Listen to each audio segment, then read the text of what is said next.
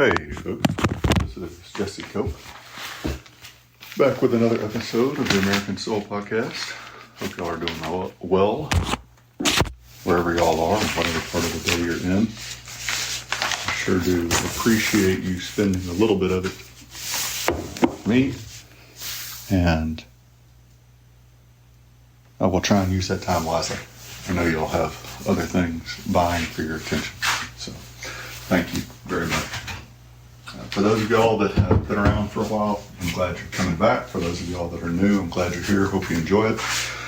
On both accounts, hope y'all are getting to listen to it with somebody else. And, well, I'm glad you're here. For those of y'all that continue to share the podcast with others and tell others about it, thank you so much. Very, very grateful for that. For those of y'all who continue to pray for me and for the podcast, thank you. Very, very grateful for your prayers. Definitely needed. So, thank you. Father, thank you for today. Thank you for you, Father, and your Son, Jesus Christ, and your Holy Spirit. Thank you for your love and your mercy, your grace, and your forgiveness of sins. Thank you for all the blessings, not just on us as individuals, but on us as a nation. Thank you for the time to record this podcast and the people that listen to it. Please be with them and their families. God, blessing, surround them with grace. Protect them from evil and kind. Heal those who are hurting. Be with those who are brokenhearted. Father, draw close to them. Help us to do your will for all of us. Follow the commands of your Son, Jesus Christ, to love you with our whole heart, mind, soul, and strength, and to love our neighbors as ourselves. Forgive us when we fail.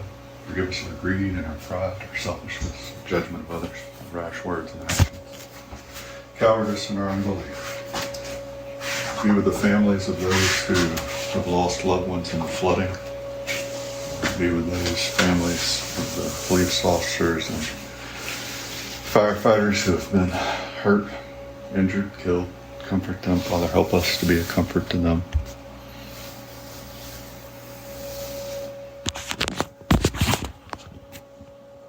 Help our nation to turn back to you, Father.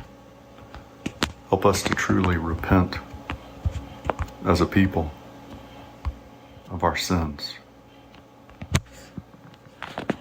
Turn back to you and your Son. And please guide my words here. Your Son's name we pray. Amen. Have you made time for God today? Have you made time to read His Word? Have you made time to pray? To talk to Him, listen to Him? I think I mention that pretty often as one of the things that I need to focus on more and more is the listening part.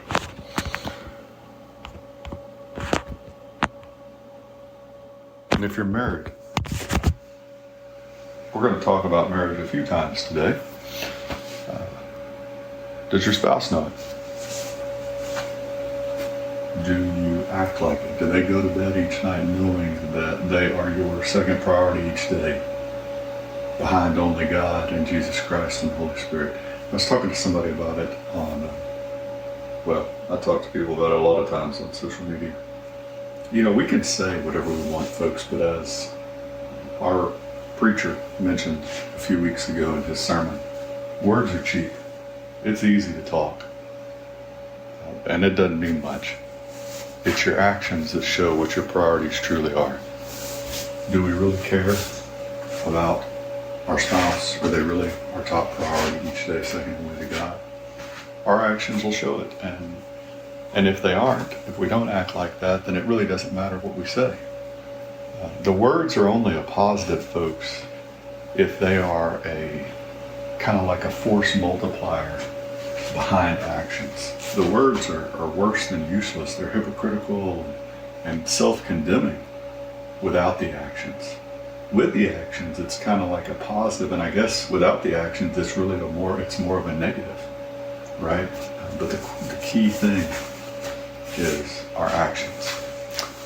And we're going to come back to that in a minute. But we're going to go ahead and get into the Bible for now, which is fitting, talking about marriage. 1 Corinthians chapter 13, the excellence of love. If I speak with the tongues of man and of angels, but do not have love, I have become a noisy gong or a clanging cymbal. If I have the gift of prophecy and know all mysteries and all knowledge, and if I have all faith, so as to remove mountains, but do not have love, I am nothing. And if I give all my possessions to feed the poor, and if I surrender my body to be burned, but do not have love, it profits me nothing. Love is patient, love is kind, and is not jealous. Love does not brag, and is not arrogant, does not act unbecomingly. It does not seek its own, it is not provoked, does not take into account a wrong suffered, does not rejoice in unrighteousness, but rejoices with the truth, bears all things, believes all things, hopes all things, endures all things. Love never fails. But if there are gifts of prophecy, they will be done away. If there are tongues, they will cease. If there is knowledge, it will be done away. For we know in part and we prophesy in part. But when the perfect comes, the partial will be done away. When I was a child, I used to speak like a child, think like a child, reason like a child.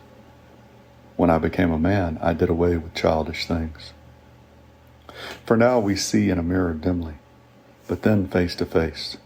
Now in part, but then I will know fully just as I also have been fully known. But now faith, hope, and love abide, these three. But the greatest of these is love. Love, you've probably heard this before, right, is an action. It's not a bystander. It's not passive. It's something that you do. And I think this verse 11 really gets overlooked a lot, that it's in this chapter on love. And that verse 11 is, when I was a child, I used to speak like a child, think like a child, reason like a child. When I became a man, I did away with childish things. One of the most childish things I feel like I have done in my life, and I think really people in general, is to make excuses. It's the lack of ability to accept accountability, not even for our actions alone, but for our responsibilities. There's a story that my father told me out of the Vietnam era when he was in Quantico for one of his schools for the Marine Corps. There was a group of instructors at this particular school, that decided in the winter to get out on a boat, despite orders not to, on the Potomac. I think that was the river, and the boat flipped over and they died, all of them. And these were top-notch Marines. You didn't get to go to this school as an instructor if you were just some Joe Schmo off the street. They were really good at what they did, but they made the choice to get in this boat and go out in the river. And they all ended up dying. And the CO at the time, the commanding officer of this particular school, he lost his career. He had given an order, the correct order, not to go out there.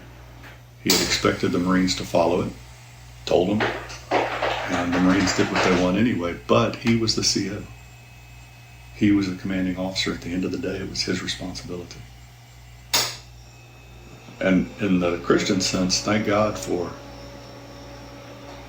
Jesus Christ and grace and mercy. Because for all of us, without Jesus Christ, it's really like being that CO. And we've all sinned. We've done worse. This commanding officer actually, he did the right things. The Marines just refused to do what they were supposed to in this particular case. But it was still his responsibility.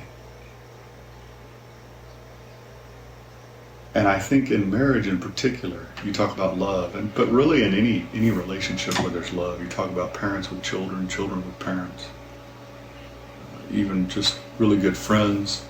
But especially in that marriage relationship, we like to make excuses for why we're not doing what we're supposed to be doing. And we blame the environment, we blame circumstances, we blame lack of time and energy and too many obligations.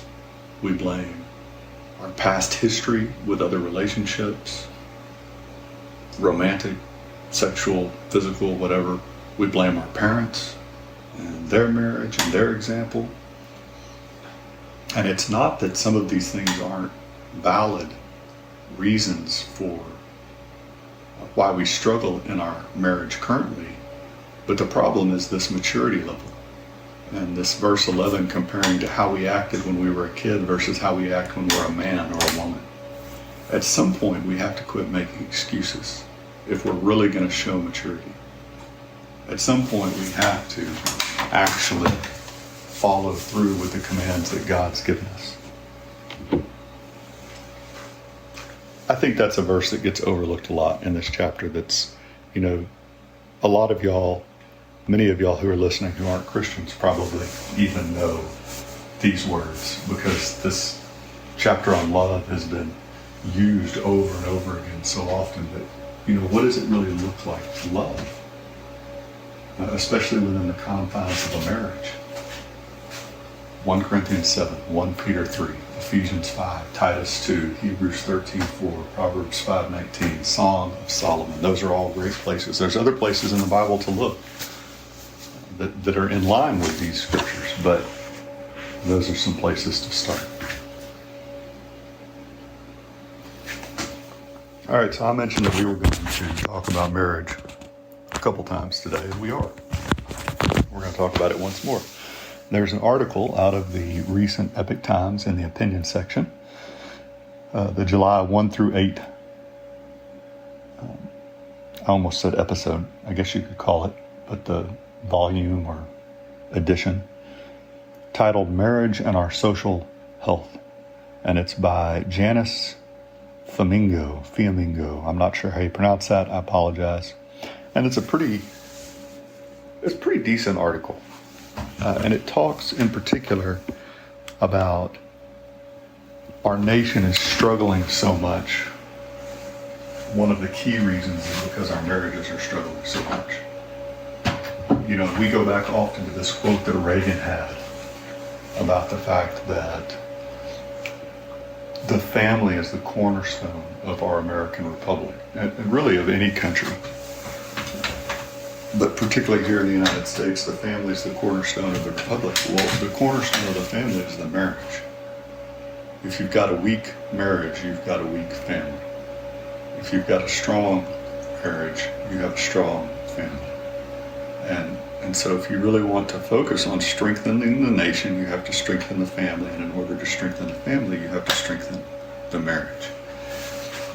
But there's a lot of people that aren't very interested in marriage today for a number of different reasons. And so Ms. Flamingo, if I'm saying that right, kind of goes through and talks about some of these reasonings.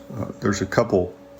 So one here, she says, the good news on marriage is far-reaching, as the authors show. She's talking about a book for most of this article written on marriage. Children born to and raised by two married parents fare better than other children on a range of measures. They are less likely to grow up in poverty or to be physically or sexually abused. They are more likely to finish school and to secure employment. They have fewer emotional and behavioral problems, being less likely to attempt suicide, experience mental illness, or abuse drugs. Married adults also experience benefits, enjoying better health and greater longevity than their single or divorced counterparts, while escaping social ills such as isolation, addiction, and homelessness. The wider society is strengthened too, as married couples tend to be more civic-minded than others, supporting sports clubs, Rotary clubs, business associations, places of worship, and charities. You can also look at voting and see what impact marriage has, particularly on women, when you look at the tendencies of single women to vote for the left, and therefore evil, versus the greater tendency of married women to vote for conservative Christian principles. So marriage has a lot of positives, and breaking down marriage has a lot of negatives. And as far as the kids go, all you need to do, folks, is go talk to a counselor, elementary, middle school, high school. Just find one that you trust, really just a teacher, coach for that matter too. And they can pretty much walk you through this list, talking about the just overwhelming increase in emotional behavioral problems, physical sexual abuse, and just a range of other measures, as the author says here, where kids do worse coming out of broken families, regardless of whether that spouse remarried and that kid was raised in a, whatever they call it now, blended household or whatever, but where the spouse, one of the parents, was remarried and the kids were raised in that household, and that household was functional. You still have this increase in problems when it's not biological mom and dad. Not always, but often. And so one of the things she talks about here is the fact of no-fault divorce, which is huge. No-fault divorce didn't make, she says here, right, no-fault divorce did not necessarily decrease divorce trauma, especially for those spouses who found themselves divorced against their wishes, or for their children powerless to keep the families together. Marital breakdown is not made less acrimonious or heartbreaking simply because it has been legally simplified. On the contrary, the authors of this book she's talking about, Razek and Mitchell, the pain has simply been spread to more people. No-fault divorce is a lie to begin with, folks. Somebody's always at fault. Maybe two people, often two people, but definitely at least one. And so this idea of no-fault divorce, well, we just didn't feel like we were compatible. Okay, well, one of you messed up, at least, if not both of you. No-fault divorce didn't make the divorces any less traumatic. It just made it a lot easier for a lot more people to get divorced, and it made it, there's less of an incentive to put into your marriage. It's a same thing as the phones and screens, sports, workouts, TV, social media. It's a distraction in a certain sense. It allows us to make excuses again to not put the energy into the marriage each day that we ought to be putting in, because you feel like you don't need each other anymore. And she talks about courts and how brutal that's been to men, divorce court, and that's true, right? Let me see if I can. Well, she there's a number. I'm kind of hopping around here. Here's another one, a quote from the author. Many other feminist policies, from domestic violence initiatives to equity hiring programs, have increasingly demonized men as oppressors, reduced men's earning power, thus making them undesirable as mates, and delegitimized their roles as fathers. Right? And so she starts toward the latter half of this article, and it's a full-page article, starts talking about why so many men today aren't interested in marriage or even cohabitating in a lot of cases, because in some places cohabitating is considered the same legally as marriage. But she makes the argument that a lot of it is because they're getting the short end of the stick. But I'm going to go back and lean on a friend of mine from years ago who there was a really nasty divorce in his family. Not his. But he was talking to me about it, and he said what happened basically, I've said it on the podcast before, is that the husband and wife forgot they needed each other. Well, what are some of the things that make you realize that you need your spouse traditionally? Well, the wife looks at it and goes, well, I need protection and I need provision. And so I need this man. I need him to go out and work each day and earn money for me and for the kids, to provide for us, to build a home for us, to take care of us, to protect us from evil men out there, right? And so she looks at it and goes, man, I need this guy. Well, the guy looks at it and goes, well, I want a wife.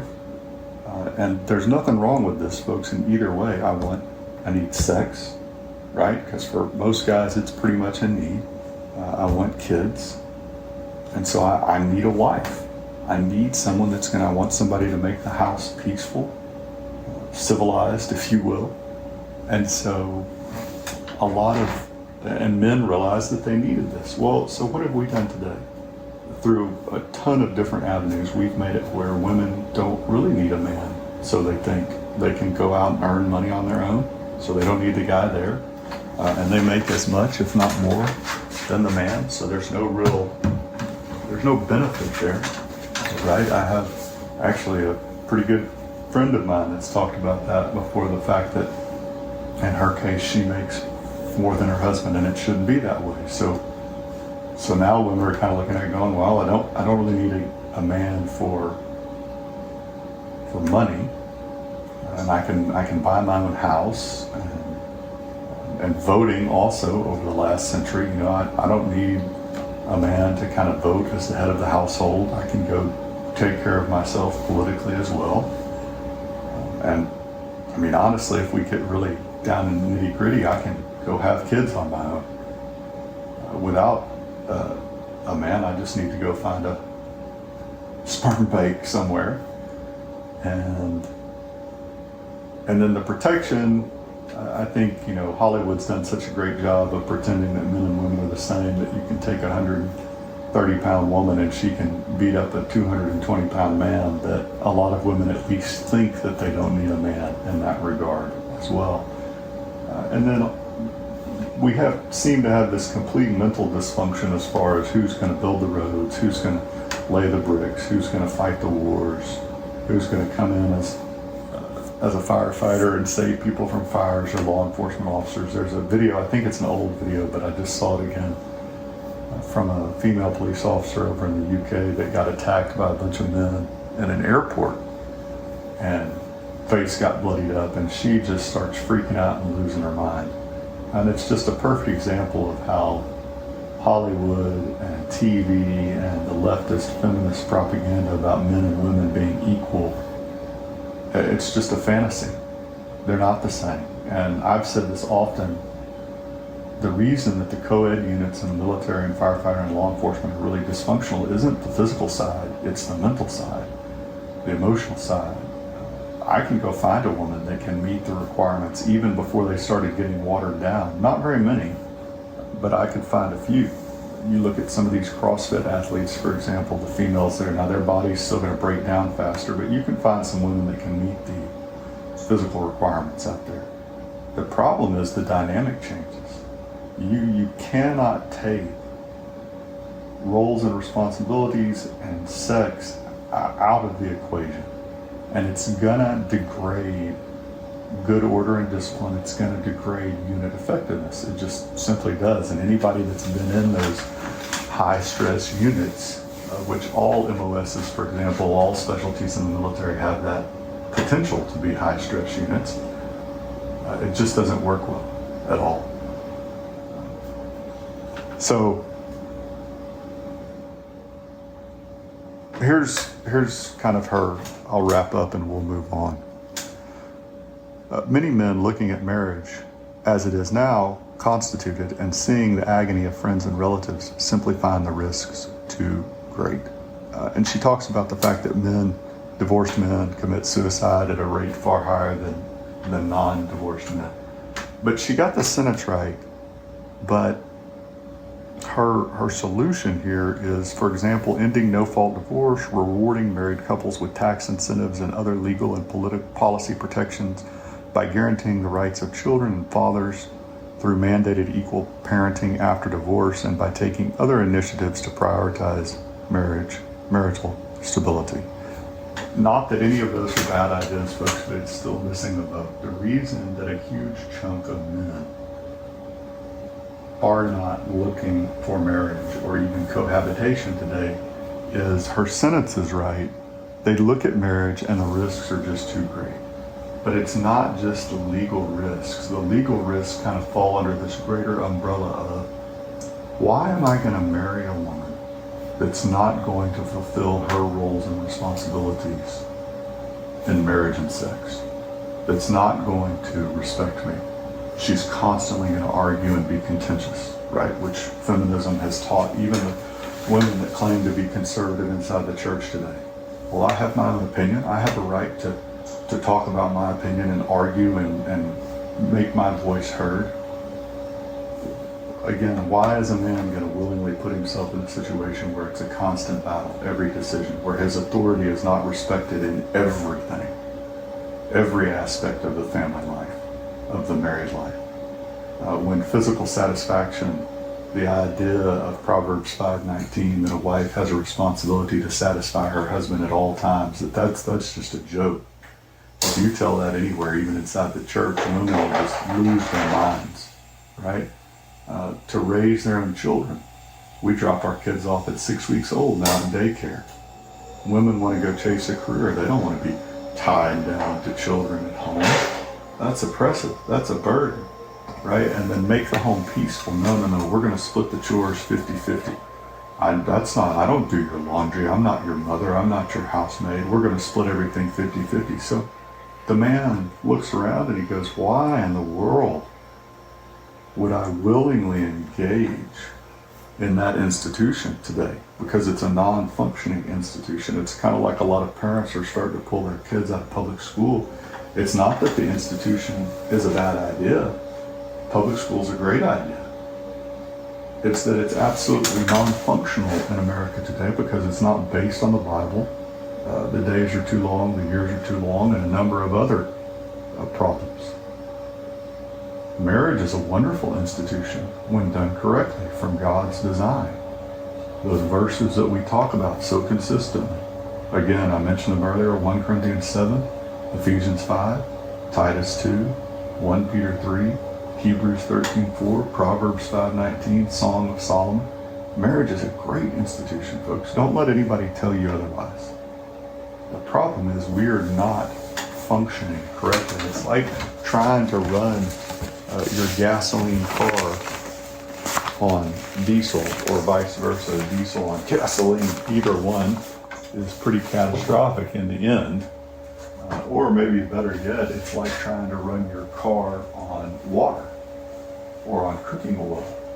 It will not work. It's not functional, and that's the problem that nobody really wants to talk about. That's why so many young men today, and even older men, when you start talking about the quote-unquote creative divorce rate, they're just simply not interested in marriage. And why would they? You can't blame them. There's no benefits really, and huge risks and pitfalls. All right, Medal of Honor for today.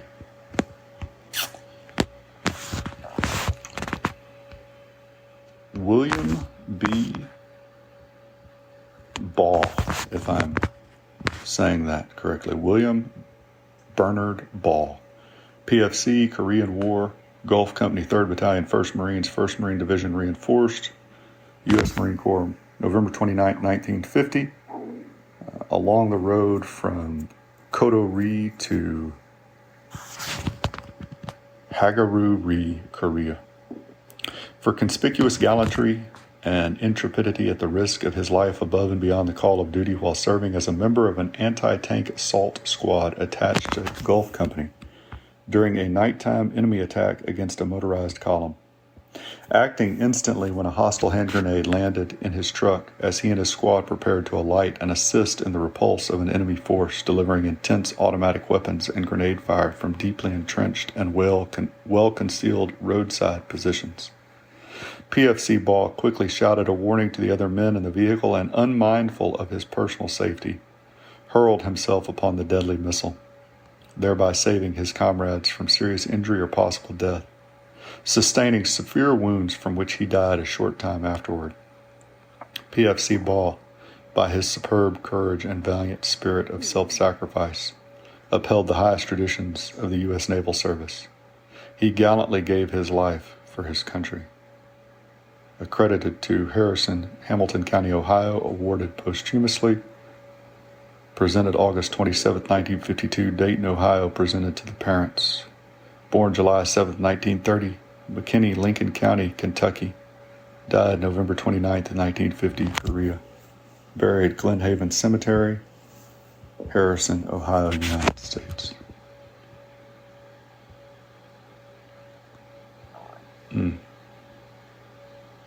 Golly. William Bernard Ball. old was he at this time, folks? He was born in 1930. So in 1950, he was 20.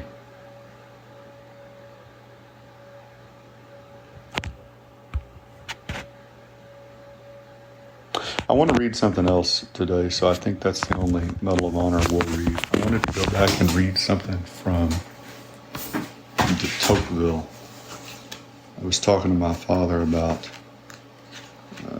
this the other day, and it popped up. This was from August of 1831. De Tocqueville was traveling through Chester County in New York, and he went in to observe a court case. While I was in America, a witness who happened to be called at the assizes of the county of Chester, state of New York, declared that he did not believe in the existence of God or in the immortality of the soul. The judge refused to admit his evidence on the ground that the witness had destroyed beforehand all confidence of the court in what he was about to say. The newspapers related the fact without any further comment. The New York Spectator of August 23, 1831 relates the fact in the following terms.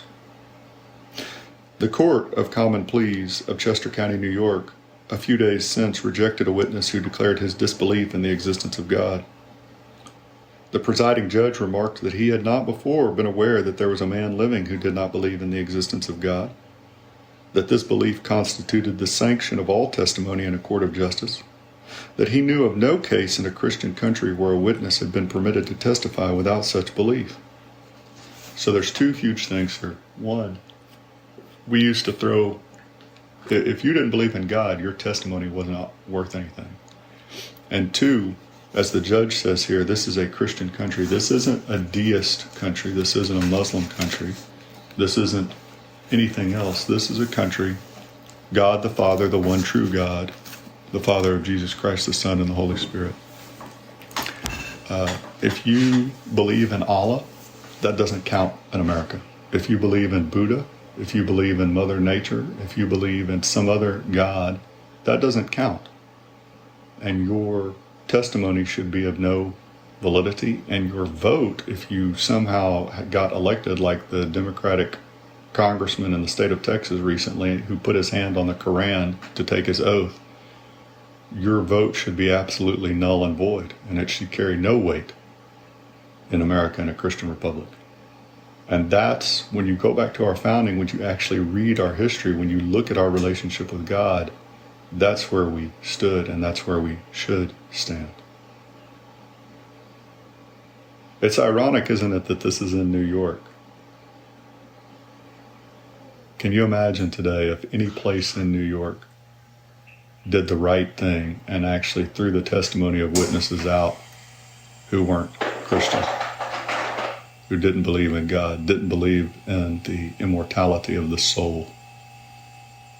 Because if you don't believe in the immortality of the soul, what do you have to fear? Nothing. I wanted to get back into the sermon from Stiles. Maybe we have enough time to do it. We'll read a little bit. Yeah. If this specimen applied to all the states, and God be thanked it does not, it would show not only the greatness and momentous importance of our trade to Europe, but the necessity of legitimate regulations in commerce to invalidate future foreign mortgages and yet support credit by the enforcement of punctual, speedy, and certain payments, whether with profit or loss. Without this, no permanent commerce can be supported. I observe that the above specimen may assist us. It is not necessary for every purpose to come to great exactness in capital estimates. The total exterior commerce of Great Britain with all the world is about 12 millions annually, of which 5 millions, or nearly half, was of American connection, and 4 millions of this directly American, as Mr. Glover asserts. And the real profits of the American trade was become to Britain equal to nearly half the benefit of her total exterior commerce to the whole world. You look back at this and wondered what in the world the king and parliament were really thinking by risking losing the colonies in America. Good Lord. Give them a seat at the table. Give them some members in Parliament so that they have a vote. The total of British exports to all the world AD 1704 was only 6 millions and a half sterling. The American-British trade in its connection returns and profits nearly equaled this in the year of our Lord 1774. We are better to Britain than all the world was to her 70 years before. Despised as our commerce was, it is evident that had the Union continued, our increasing millions would soon have made remittances for more than the fewer millions of Britain could have manufactured for exportation. For the greater part of the manufacture of every country must be for domestic consumption. A specimen of this we have in the woolen manufacture. England grows 11 million fleeces a year worth 2 million sterling, manufactured into 8 million, of which 6 million is of domestic consumption and 2 million only for exportation.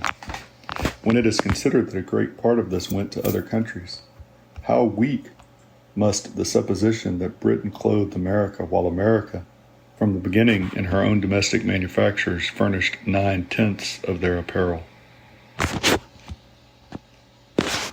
Didn't have a lot of time today, folks, so we're going to stop there. But again, what were they thinking? What in the world were the king and parliament thinking to just willy-nilly throw America away? And what are we thinking today? Kind of following in their footsteps. Just seem to be so willing to throw away what so many people have sacrificed so much for to secure liberty in America that can only be secured based on our relationship with God and Jesus Christ. All right, we'll move on. So we're going to get back into Fox's Book of the Martyrs today. Next section here, an account of the persecutions in Venice. While the state of Venice was free from inquisitors, a great number of Protestants fixed their residence there, and many converts were made by the purity of the doctrines they professed and the inoffensiveness of the conversation they used.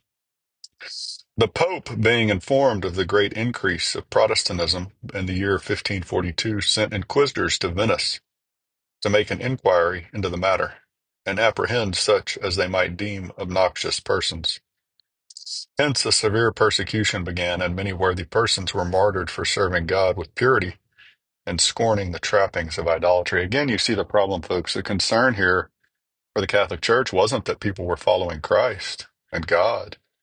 The concern was that they weren't following the Roman Catholic Church, their particular denomination.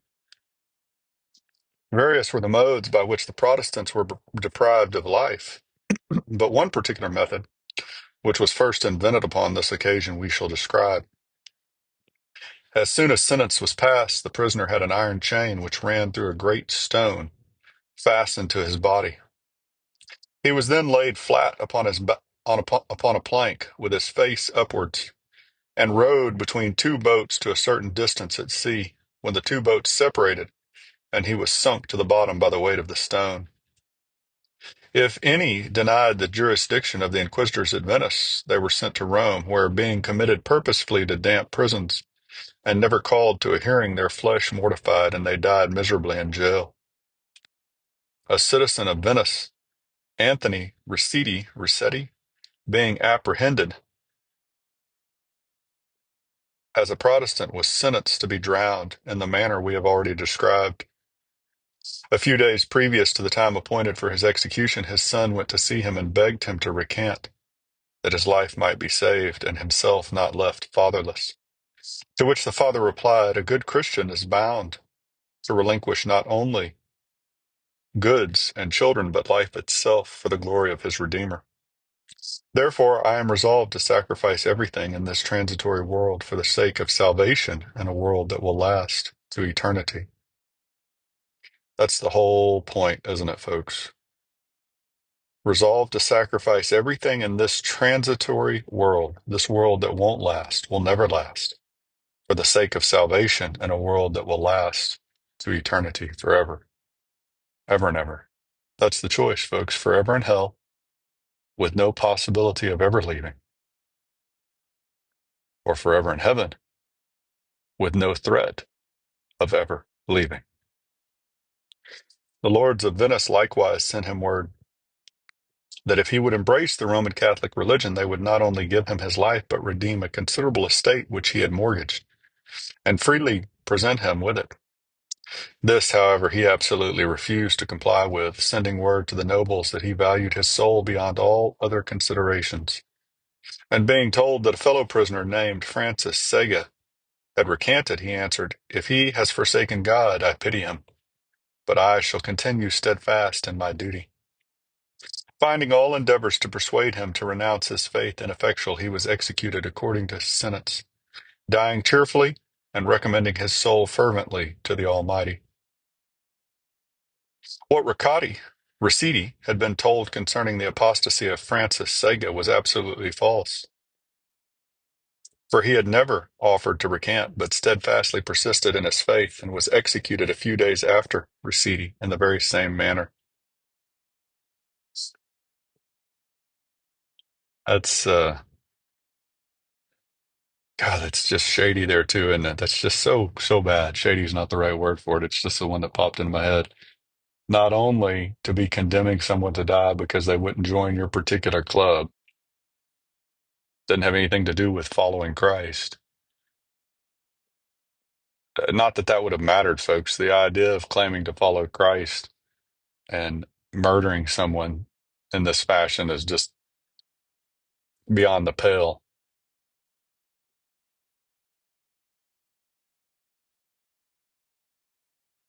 Continue steadfast in my duty, though, and dying cheerfully and recommending his soul fervently to the Almighty. I mean, at the end of the day, folks, that's all we can do is, God, take my soul, please, for the sake of your Son, Jesus Christ, not for my own. Forgive me my sins and bring me home to you and your Son, Jesus Christ, in your timing, for his sake, not my own. All right, we'll pick up here again. Back into History of the Rise, Progress, and Termination of the American Revolution by Mercy Otis Warren. The spirited proceedings of the country of Suffolk soon after the arrival of Gage and his hasty dissolution of the General Assembly in some measure damped the expectation of the ministry, who had flattered themselves that the depression and ruin of Massachusetts would strike terror through the other provinces and render the work of conquest more easy. But the decision and energy of this convention, composed of members from the principal towns in the country, discovered that the spirit of Americans at that time was not to be coerced by dragoons, and that if one colony under the immediate frowns of government with an army in their capital were thus bold and determined, new calculations must be made for the subjugation of all. Where do you get this spirit, folks? Where do we get it today? How do we rekindle this bold and determined spirit? God. We have to turn back to God. Read the Bible each day. Pray each day. Draw close to Him. Practice virtue in our own spheres and encourage it in others. That's the only answer. A third party by Elon Musk isn't going to solve it. Just like Trump, it's amazing the number of people that were sure that Trump, if he got elected, he was going to solve everything. And a lot of people are still clinging to that. But a number of people are realizing that that's just simply not true. And now they're jumping from one bandwagon to the next to cling to, well, if we just had a third party, now then everything would be okay. We just need a place for those moderates. We're centrists and that's noble. No, it's not. A centrist or moderate is just a simple way for saying a slow liberal, a slow leftist, communist, socialist, Nazi, fascist. You're in the middle of the stream, folks, in the river. There is no treading water out there. You're going to get swept downstream. You got to swim for one bank or the other. On one bank is chaos, evil, all these bucket of isms and Islam, and on the other bank is Christ. The convention met in Suffolk, at once unanimously renounced the authority of the new legislature and engaged to bear harmless all officers who should refuse to act under it. They pronounced all those who had accepted seats at the Board of Council by mandamus the incorrigible enemies of their country. They recommended to the people to perfect themselves in the art of war and prepare to resist by force of arms every hostile invasion. They resolved that if any person should be apprehended for his exertions in the public cause, reprisals should be made by seizing and holding in custody the principal officers of the crown, wherever they could be found, until ample justice should be done. They advised the collectors and receivers of all public moneys to hold it in their hands until appropriations should be directed by authority of a provincial congress. They earnestly urged an immediate choice of delegates for that purpose and recommended their convening at Salem. I meant to say this on the previous podcast. I don't know if I did or not. Um, any, just to any degree, folks, that you can acquire training with arms, training in reloading ammunition, maybe uh, acquiring ammunition, rifles, pistols, whether it's just a little bit, whether it's a lot of bit, but a lot of these colonists, folks, they weren't wealthy by any stretch of the imagination. We were a hodgepodge group. John Quincy Adams, duty is ours, results are God's. Anything you can do will help a little bit, just to get ready. These and several other resolves in the same style and manner were considered by government as the most overt acts of treason that had yet taken place. But their doings were but a specimen of the spirit which actuated the whole province. Every town, with the utmost alacrity, chose one or more of the most respectable gentlemen to meet in provincial congress, agreeable to the recommendation of October 15th, 1774. They were requested by their constituents to take into consideration the distressed state of the country, and to devise the most practicable measures to extricate the people from their present perplexed situation. In the meantime, to preclude the appearance of necessity for such a convention, Governor Gage issued precepts summoning a new General Assembly to meet at Salem. The week preceding the time appointed for the meeting of the convention, the people obeyed the order of the governor and everywhere chose their representatives. But they all chose the same persons they had recently delegated to meet in convention. Whether the governor was apprehensive that it would not be safe for his mandamus council to venture out of the capital, or whether conscious that it would not be a constitutional assembly, or from the imbecility of his own mind in a situation altogether new to him, is uncertain. But from whatever cause it arose, he discovered his embarrassment by a proclamation dated the day before he was to meet them at Salem, to dissolve the new House of Representatives. This extraordinary dissolution only precipitated the predetermination of the delegates. They had taken their line of conduct, and their determinations were not easily shaken. The council chosen by the House on that day of their last election had also, as requested, repaired to Salem. Their design was to proceed to business as usual, without any notice of the annihilation of their charter. Their determination was, if the governor refused to meet with or countenance them, to consider him as absent from the province.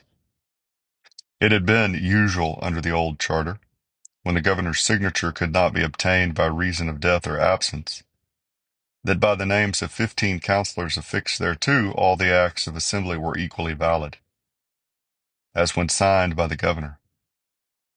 But by the extraordinary conduct of the chief magistrate, the General Assembly was left at liberty to contemplate measures in any mode or form that appeared most expedient. Accordingly, they adjourned to Concord, a town situated about 30 miles from Salem, and there prosecuted the business of their constituents. As it was not yet thought prudent to assume all the powers of an organized government, they chose a president and acted as a provincial congress as previously proposed. They recommended to the militia to choose their own officers and submit to regular discipline at least thrice a week, and that a fourth part of them should be drafted and hold themselves in readiness to march at a moment's warning to any part of the province. They recommended to the several counties to adhere to their own resolves, and to keep the courts of common law shut until some future period, when justice could be legally administered. They appointed a committee of supplies to provide ammunition, provisions, and warlike stores, and to deposit them in some places of safety ready for use, if they should be obliged to take up arms in defense of their rights. Again, folks, these are all great steps, and there's nothing wrong with pursuing them. I encourage us to do all we can to increase the readiness of our local law enforcement, state militia, firefighters, EMS, build up stores however we can. But none of this is going to matter if we don't turn back to God and Jesus Christ. That's the central part of everything. If we don't become, John Adams, I wish I had that quote in front of me right now. I don't. He talked about the fact that if our people didn't become a more virtuous people than they currently were, they could, we can exchange our government, our leaders, all we want. All we're going to be doing is exchanging one tyrant for a different one form of government for a different one form of tyranny for a different one. That's the deal with this like third party, right? The party system Washington warned us about to begin with. I'm not defending the party system. What I'm saying is if we don't really change our virtue, it doesn't matter whether we have one party or two parties or three parties or 15. We're not going to improve our lot as Americans. The improvement in our nation has to be trickle up. We have to practice virtue more in ourselves and encourage it in those around us. And the only place you get those virtues, or the best place that you get them, the purest source of them, is the Bible. Everywhere else that you get virtue, any other um, faith, any other place, religion, ideology, if it's a positive, if it's truly a virtue, a positive virtue, it's going to be in line with the general principles of Christ. And if it's not in line with the general principles of Christ, it's not going to be a virtue. It's going to be a vice. It's going to be a problem. God bless y'all. God bless your families. God bless your marriages. God bless America. God bless your nation wherever you are around the world. Listening, we'll talk to y'all again real soon, folks. Looking forward to it.